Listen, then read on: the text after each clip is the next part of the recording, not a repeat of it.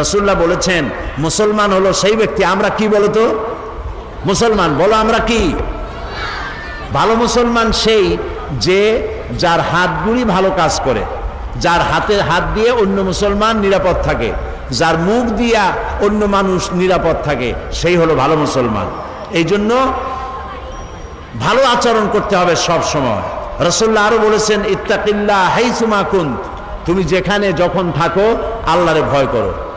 মিথ্যা কথা বলবো না আল্লাহরে ভয় করে, দুষ্টামি করবো না আল্লাহরে ভয় করে, আল্লাহর ভয় মনের মধ্যে রাখতে হবে সব জায়গায়। আর বলতে আর রাসূলুল্লাহ বলেছেন আফশুস সালাম তাদখুলুল জান্নাতা বিসসালাম, রাসূলুল্লাহ বলেছেন মানুষকে সালাম দাও, মুসলমানদেরকে একজন আরেকজনের সাথে সালাম দাও। তোমরা কি সালাম বলো? বলো। মেয়েরা মেয়েদেরকে সালাম দিবে, ছেলেরা ছেলেদেরকে সালাম দিবে, পরস্পর পরস্পরকে সালাম দিবে।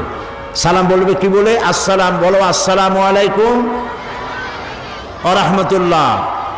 প্রত্যেক শব্দে 10 10 করে নাকি? প্রত্যেক শব্দে কয়টা নাকি?